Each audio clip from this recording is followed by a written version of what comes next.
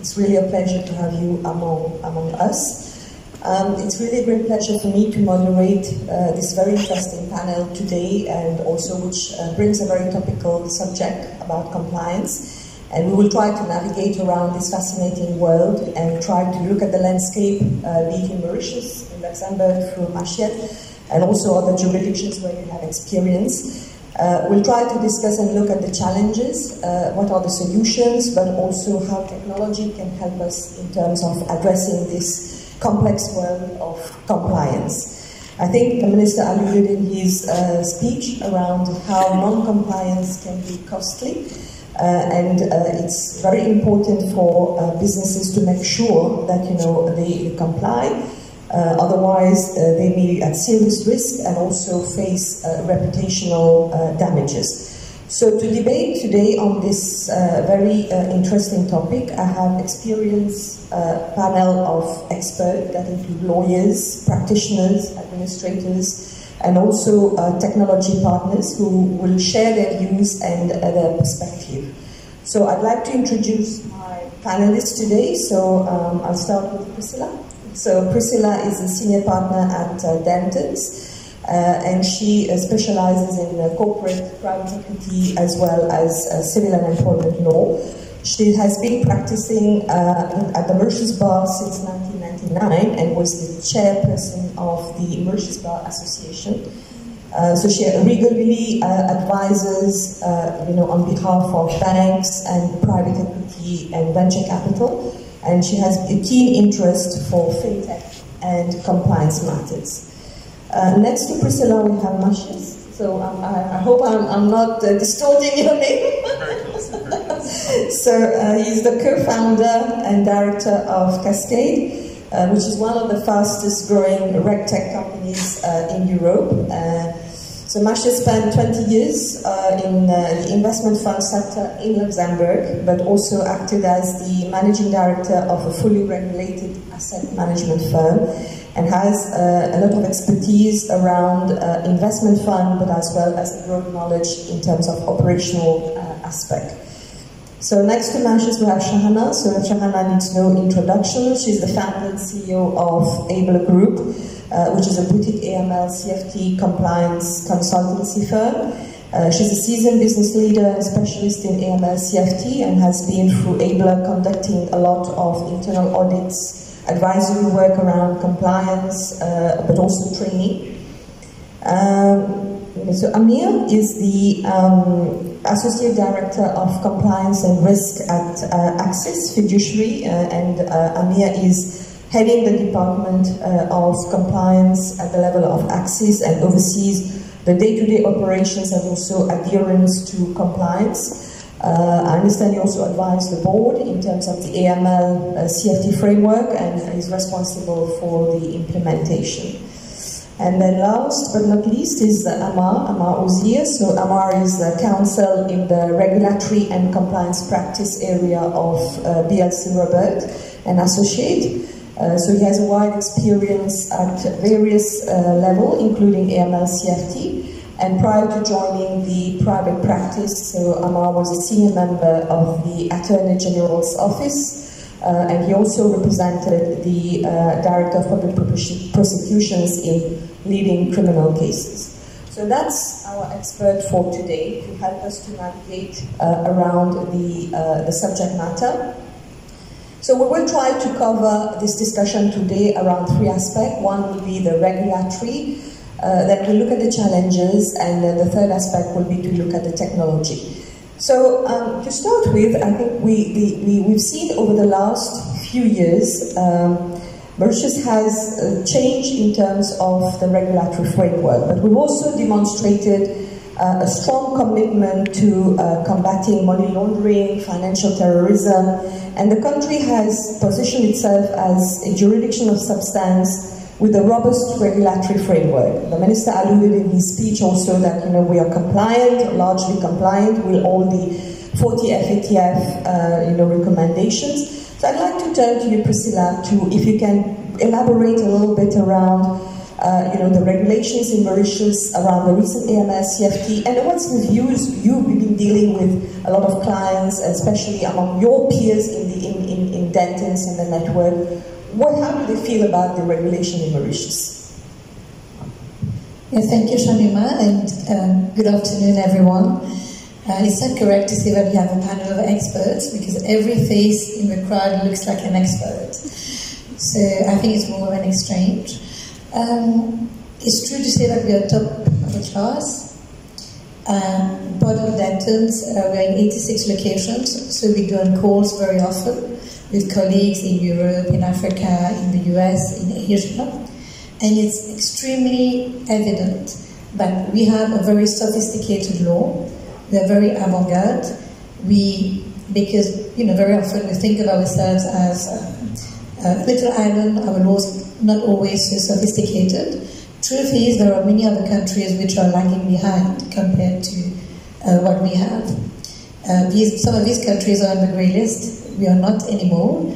And I also went to the International Bar Association last year, and there were thousands of lawyers.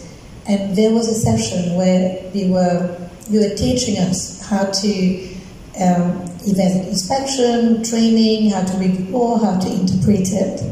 And it struck me how basic it was. And at that conference, you only had lawyers, who'd been practicing for quite a few years. And it struck me that, it wasn't that advanced, that sophisticated. That's because whether we want it or not, we've been thrown into this compliance basket. And that brings me to another factor. We have very sophisticated laws, and we felt strangled at one point in time. We were on a grey list. All of us here operate in the legal financial sector, so our livelihood was, so to say, jeopardized. And the laws were amended. The country responded beautifully, but what about us? I think we underestimated how much there was to learn, to do. Until today, we are struggling. I think it would be very fair to say we are all struggling. I chaired the Mauritius Bar Association for a year, and the number of complaints that I had and the nature of the complaints we're not going to do that. We are lawyers, legal professional privilege, what is this law, what is this crap law? But unfortunately, we live in a new world. So to answer your question, we have very good laws, but implementation, we have to look into it and think more about it. Thank you, Priscilla. Amir, you are in a sector where you deal a lot with clients, and I'm sure you hear a lot from the clients about Mauritius laws is too stringent, it's not flexible enough. So can you just share with the audience today what's your views and what you hear from your clients and perspective?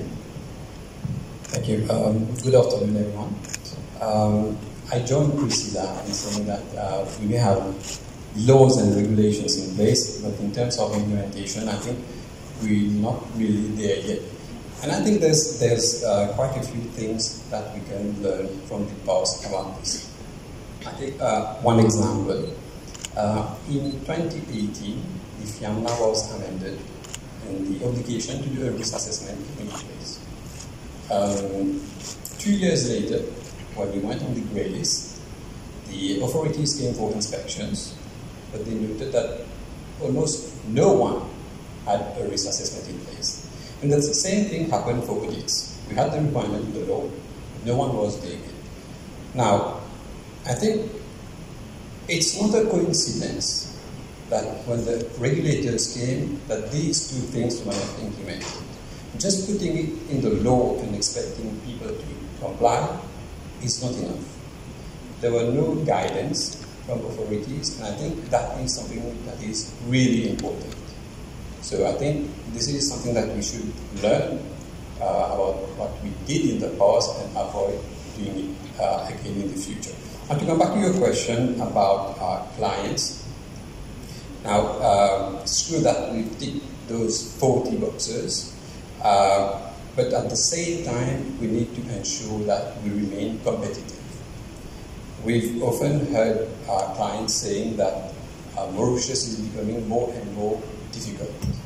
the amount of information and documents that we request is much more than any other jurisdictions. So we just need to ensure that we're not doing more than is necessary. I'd like to turn to Maurice on this one. You deal with various jurisdictions, including Luxembourg. So how do you've also been exposed in a certain way to the Mauritian regulations and laws through, you know, the systems, the technology that you've been working through. So is it true to say that, you know, Mauritius is too much stringent? How does it compare to the other jurisdictions, especially, you know, Luxembourg? I think the comparison to Luxembourg is very justified for many different reasons. What you just said, it's a discussion we have right now in Luxembourg. Luxembourg is the second biggest fund industry in the world. Small country having half of the population of Mauritius. Country that was registered 13 years ago. Country that, again, need to make sure that AML KYC rules are very respected, because it's a matter of politics, it's a matter of importance of the state. 26% of the GDP of Luxembourg comes from the financial sector. And yes, are we over-regulated as well? I mean, Luxembourg is keep losing the business to Ireland, and the AML is to be blamed as one of the reasons, because Luxembourg is very stringent in terms of documentation to be collected, risk assessments, and so on. However, again, I don't see this as a particular problem. The regulation shouldn't be considered a problem. It's the way how you apply it, it's the level of guidance you receive in order to actually achieve it. And the comparison, it's really good. Now, we are in Mauritius as a Cascade. One of the reasons we are in Mauritius is that we found here a very major market from an AML KYC standpoint. And this is something that I think Mauritius can be very proud of. I would say 80% of the European countries do not follow the directive we have on AML KYC. They're lagging far, far behind. And we as a technology company, when we want to sell our product, we need to have a market. And then we found a market here. When we speak to the market players, and we have this advantage as a small private company, the firms are open to us. So they tell us what are their headaches, what are their pain points. And we have a very transparent conversations on that. And we see the maturity. We see the proper approach to the risk-based approach. The AML KYC is not just a name screening us to many firms and many jurisdictions around the world. So I think, yeah, there are similarities, and from my perspective, you're following a very good path. And Amal, my question to you would be, we've seen so many things changing, you know, as we've had to adapt as we go along. So, from your perspective, what can we expect more in terms of, you know, review, in terms of AML safety? Are we done with what we should have done to become a real compliant jurisdictions, or should we expect more to come in terms of, from your perspective? Thank you. In my view, there are a couple of things to be done also. It's not over yet, in my view. Just to take one example, in 2019, we amended the FIAMLA to address, amongst other issues, proliferation or proliferation financing. That's one aspect of the amendment. However, when we consider the only NRA which we have at this point in time, I understand that there is one which is on the way. We need to know what's the status of proliferation or proliferation financing in Mauritius domestic market and vis-a-vis cross-border transactions so far as Mauritius is concerned. At the moment, we don't have findings for that particular aspect of I shall say AML safety regime in terms of data which both stakeholders, especially reporting persons, would consider, and to take any measures which they have to mitigate any risk which they face in respect of proliferation and proliferation financing. And at the same time, this new data will also, in my view, help the public sector, the government, and also regulatory bodies to better understand that aspect of the problem, to eventually come up with additional measures which have to be put in place to address these concerns. That's the first point. The second point which I can see, it may happen if the industry, when I say industry here, let's say all the reporting persons concerned are not making the necessary efforts or sufficient efforts to address all these risks.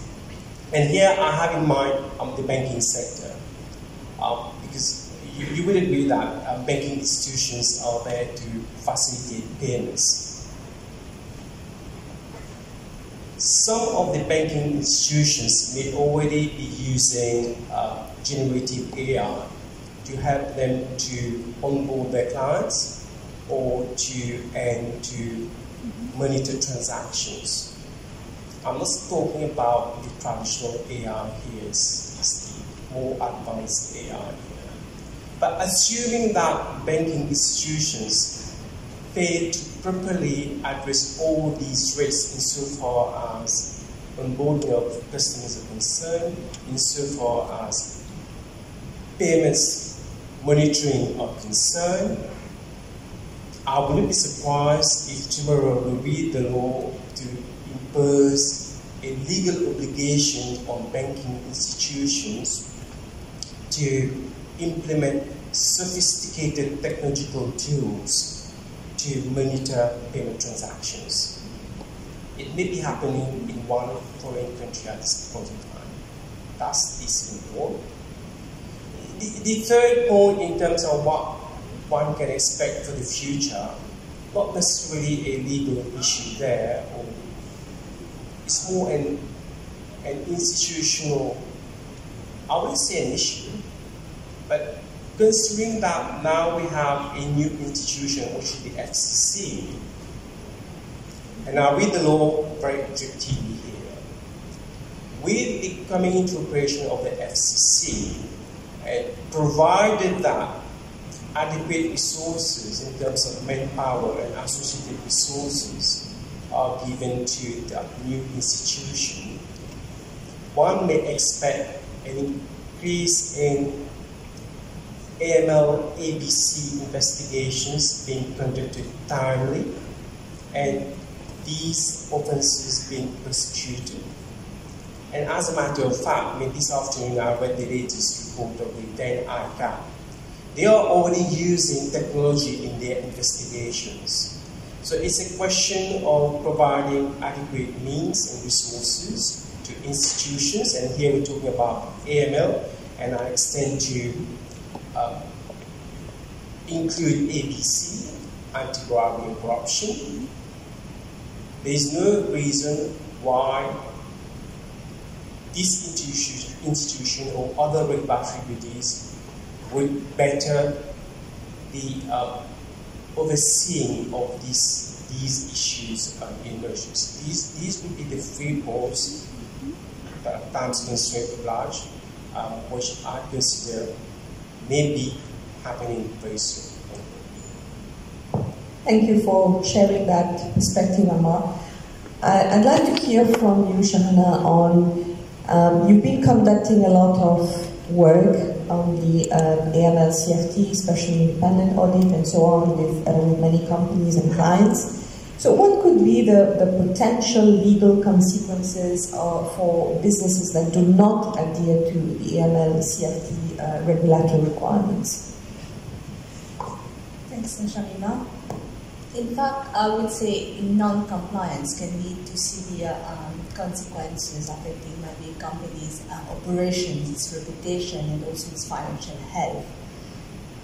To really explain this, I will take the example of Binance, which I did mention in my welcome address, where they were fined a massive fine of $4.3 billion in US, and they have been fined several millions in other jurisdictions. So what this really shows us is non-compliance lead to hefty fines and penalties.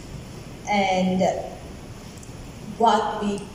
so Binance sort of regulatory misstep, it also resulted in significant loss of clients, loss of reputation, loss of their market shares.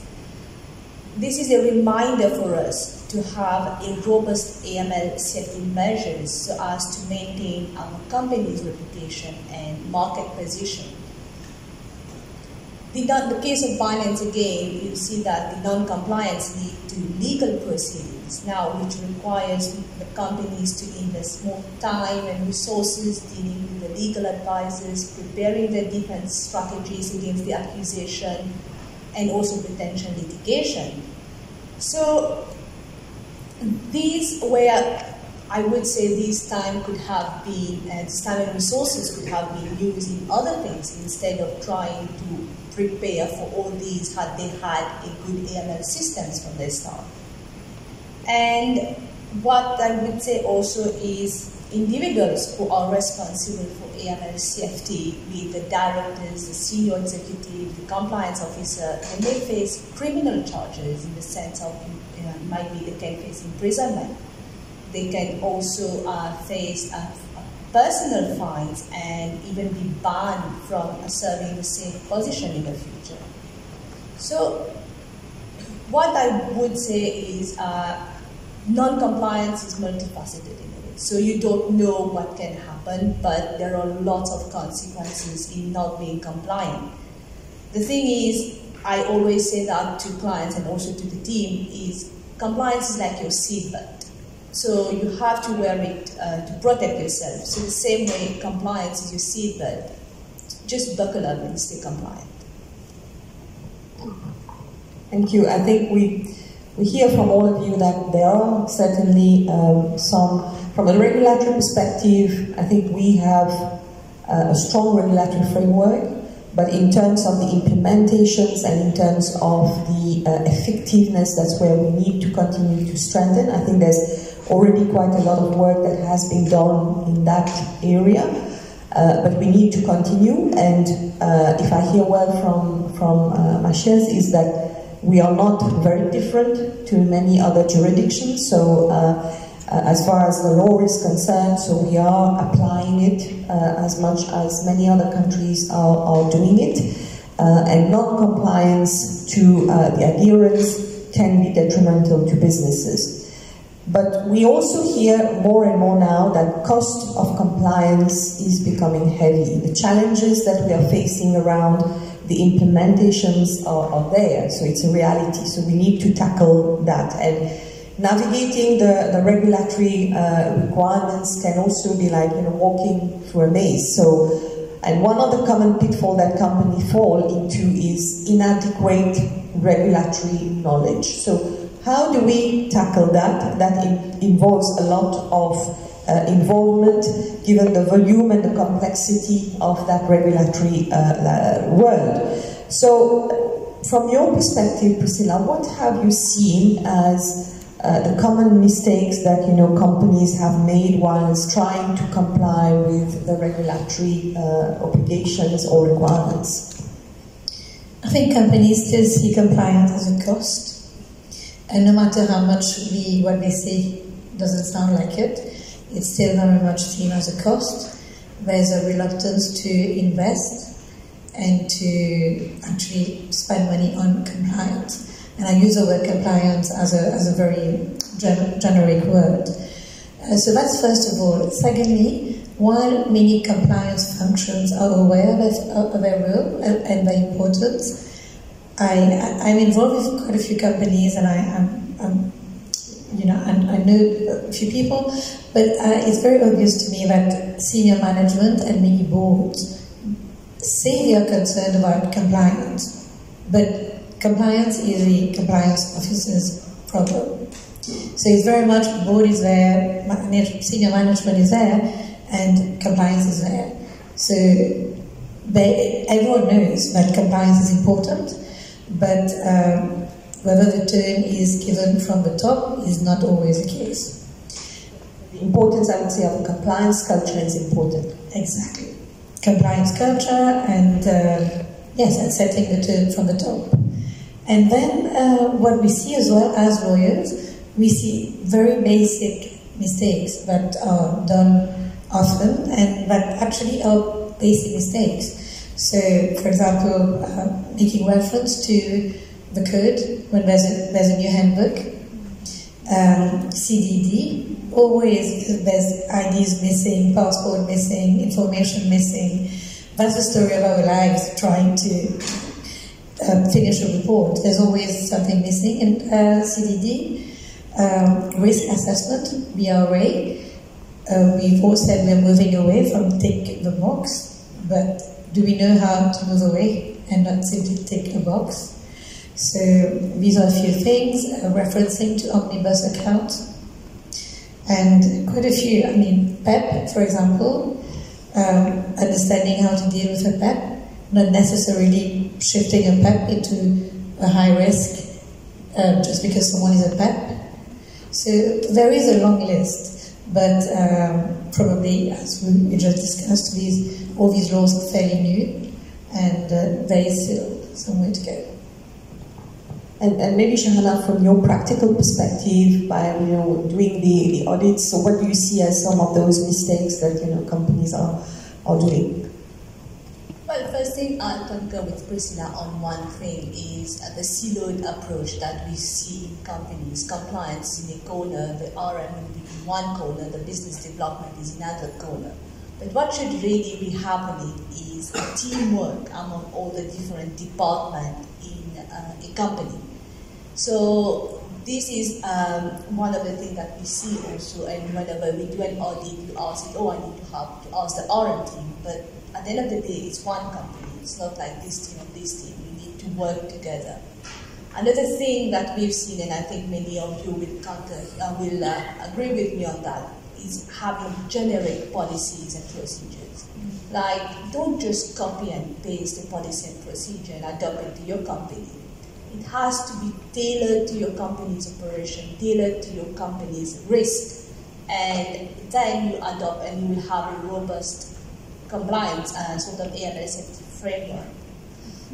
The thing we've seen is, which is people see it as cost, is investment in technology. And they are using outdated systems that they don't even want to upgrade, they prefer to use Excel or these things rather than invest in something that will be efficient for them.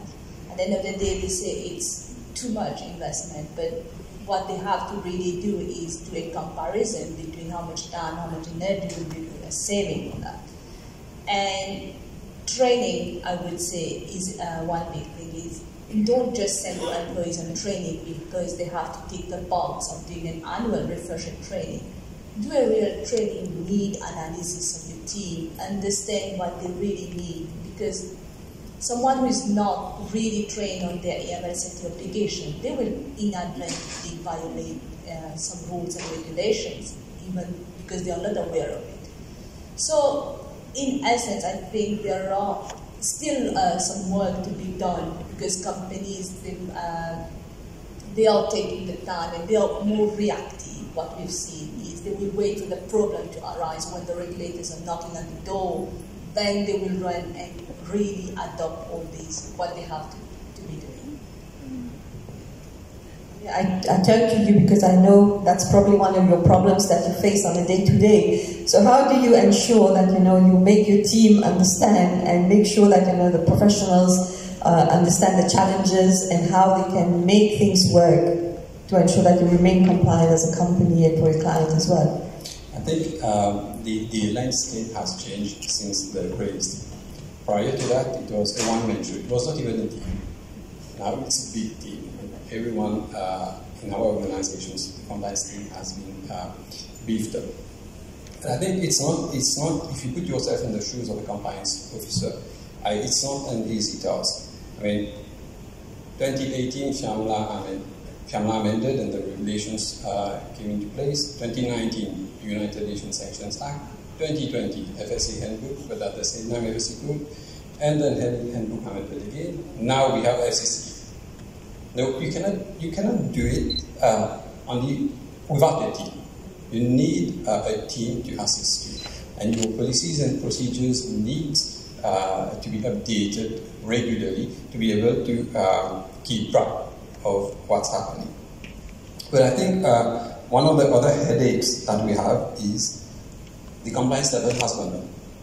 So FSC regulators are doing their inspections, still doing it. We have a new cycle started recently. It's a never-ending cycle. Audits as well, new audit, time to do a new audit. So it's the new norm, and I think we have to adapt to this. And I don't know how, if we can use technology to do it, we must use technology. Otherwise, you keep growing your team, it's going to be bigger than the operations team. And it's not going to work. But I think one of the challenges that we also now have is that the FSC expects us to report on breaches of the internal policies and procedures. So now you know that compliance professionals, we are already known as business prevention officers. We are cost centers. And now we have to report on our colleagues for breaching the policies and procedures. I think this has to be one of the most dangerous jobs in the organization, right? But unfortunately, as we say, if this is what it takes to comply, we have to do it. Maybe we can hear from Maurice on terms of, everybody says that how technology can help. So what have you done at the level of Cascade? What are the things that you've done that you have seen that has helped in terms of alleviating or making it easier for the compliance team or people? Quite a few things, actually. Cascade was born as a company out of our frustration, because we were actually sitting in your chair. We were working for a fully regulated company in one of the strictest regulators, and then we struggled. We had a company of 30 people, 3 AML officers, beautifully written procedures by a Big Four that half of the team couldn't really understand, couldn't apply it properly. We were applying it inconsistently. So, yes, we did struggle. We looked at the solutions, what's in there on the market in terms of technology. Our first conclusion was that there is an extra zero on the price tag just because it's the financial sector.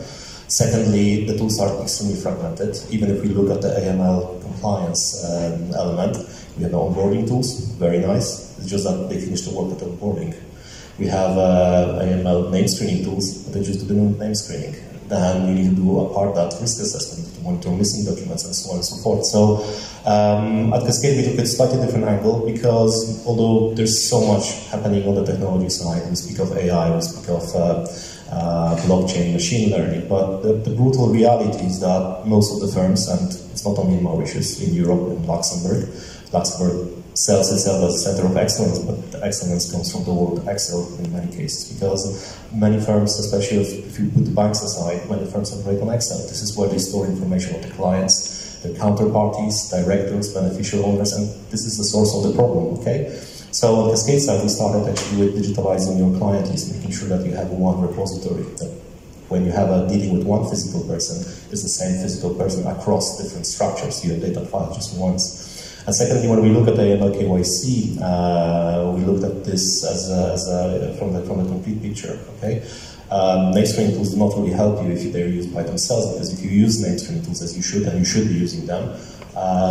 the consequence of using them is that you create Excels, because you need to monitor now the risk level, the CDD, and so on and so forth. So at Cascade, we build a complete framework. We actually look at the procedure, we simplify that procedure in the set of the workflow, and we guide the user as what type of identification documents should receive, considering the special type of the client you're facing.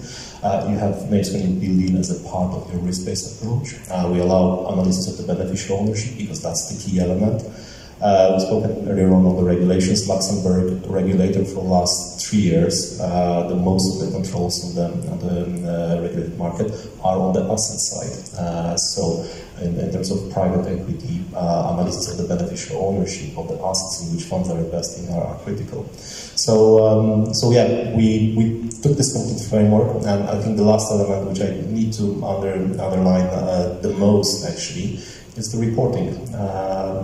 Our favorite question whenever we go to a client is a question: do you know right now where are your weaknesses, where you have missing documents, where you have files to be reviewed? And if you use Excel, if you use a boarding platform, you use name screening, you use folders, capturing that data and figuring out the weaknesses, it's a nightmare. So this is something that we actually stepped out from active participation in the financial market. We focus on the technology that sorts out those headaches.